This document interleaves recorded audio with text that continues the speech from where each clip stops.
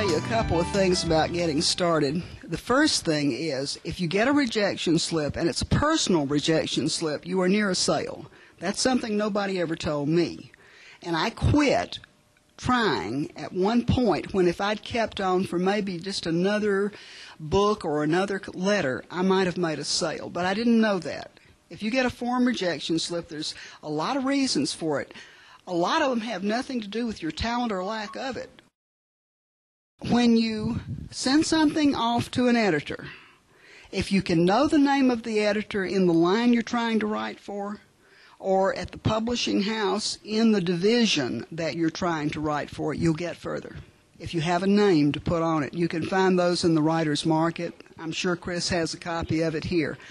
And also there are tutorials in the Writer's Market that tell you how to prepare a manuscript and how to prepare a letter to try and get them to let you send your manuscript to them. If you can look in the Writer's Market where it tells you about sending query letters, that's one of the most important things, because a lot of these companies will not even look at a manuscript unless you send it to them in a query letter first.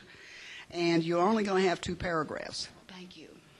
So you really do have to do your homework before you send it off. In other words, if you're going to send a romance novel out and you send it to the science fiction editor, you're not going to get anywhere. And this is a mistake that's very common when you first start sending things off.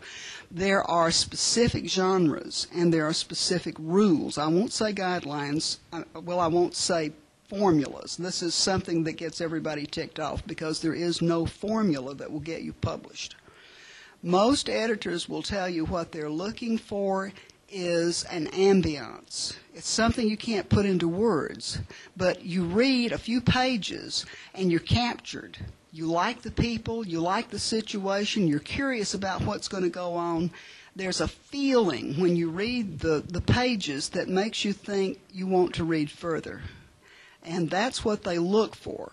They don't really look for a certain type of hero, a certain type of heroine, a certain type of plot. They're looking for something unique. And this is another place where young writers make a mistake because they try to emulate someone else. They used to hold me up years ago as an example of how to do series fiction. So we came off with a lot of people who tried to write like I do. It never works. Your own individual style is what will sell you because it's unique to you and your life experience. And it's precious. You can't write like anybody else and be anything except a carbon copy of them. You have to be yourself. And that's the best piece of advice I can give you. Another one is don't try to send the same book to 50 different publishers and rewrite it every time somebody gives you a criticism. That doesn't work either. Before you write the book, you must know what market you intend it for. And your first book, you remember I told you At Winter's End will be published when I die?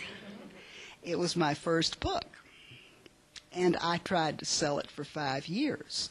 And I changed it this way and that way until what I came out with was incomprehensible. So, the second time I tried to write, I studied the markets and decided what I thought I could do best. And I went back and read the guidelines for that particular line because editors have, what shall I say? We don't want to call them prejudices, but they do have things that they don't like to see in a book, and they're all different. On the other hand, an editor will pick you because they see something in you that they like very much, and this is how most careers get started. You just have to find that editor. And it's kind of hard to do at first, but you will if you persevere. But when you do your research, make sure you're writing to that particular market. The mistake I made was I wrote a book. I didn't know about markets. I thought, well, you just write a novel, and send it off. And it doesn't work that way. It really doesn't. You have to know what your strength is. And usually it will be what you like to read, like my husband told me. I was trying everything else in the world. And finally, when I concentrated on what I knew and what I liked, I sold a book. There is a book that I don't even know if you can find. It's called Writing Popular Fiction by Dean Koontz. It got me published. It had everything. It told you the common mistakes people made. It tells you how to approach an editor. It tells you how to structure a book. It's out of print now. I've recommended it for 20 years. It is the best book on how to get published I have ever read in my life, and I wish they would reprint it and make it available to anybody who ever wants to publish. Now, he writes science fiction very successfully. He's a #1 New York Times author and has been for many, many years, and he's great.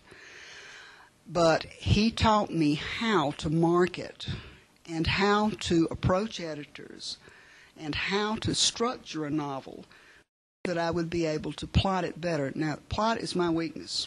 It really is. I still don't know how to do it. I just sit down and there's the book and I write it. But I can't tell you the process because I don't see the process. The book is like a motion picture that never stops. I don't eat, I don't sleep, I write because I can't not write. It's just, I'm driven until I get through with it. Which means that Jimmy may find his shoes in the refrigerator, or he may get ice in his coffee, or he may not even get fed and have to go out in search of food. So that's how I get the intensity in the books. I just simply write until I drop or until I finish the book, whichever comes first. But it's important to pick your markets very carefully, especially these days, because there are so many markets and so many people out there trying to hit them. So anything you can do to give yourself an edge helps. But let me share with you what Jane Ann Krantz, who is a lovely lady and a friend of mine, said about that. She said, "You should never let anyone read your manuscript who is not in a position to purchase it." Wow. And I've held to that all these years. Nobody reads my work until it goes to the editor. Nobody. Not even my sister, my niece. I don't even give out the titles of the books because I'm so superstitious about it.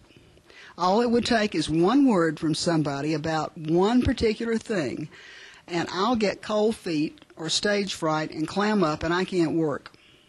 And that's the bad thing. Critique groups, I used to belong to one many, many years ago, and like you said, none of us were published. We all passed the work around, and we all tried to give comments on it. There's an old saying, too many cooks spoil the broth. So, you please you. That's how you get published. Beware of particulars. Beware of overworking details. The basic thing is the plot and the way the characters react with each other. The simpler the plot, the better.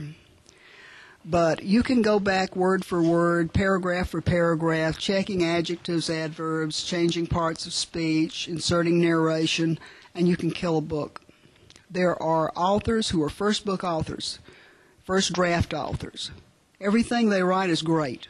My mother was one of those. Everything she wrote was perfect the way she wrote it. She would go back and revise it to death and kill it. There are other authors who need at least 2, sometimes 3 drafts. I'm one of those. I have to go back because I get things mixed up, and then you start a chapter and you know what you're doing in the first chapter. By the time you get to chapter 14, everything in the first chapter has changed, and you have to go back and rewrite it. You find that yet?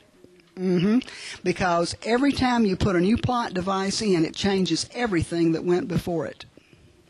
So you not only have to rewrite the ending, you have to go back and rewrite the beginning so that it will match. But you must please yourself. That's the most important thing. And it sounds selfish, but it really isn't, because if you like what you write, other people will like it too. But take criticism with a grain of salt. People mean well, and they are trying to help you. They really are.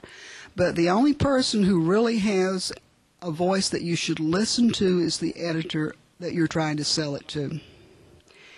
And that's, oh, when you get there, you've just about got it made. If you can find an editor who likes your work, you are blessed.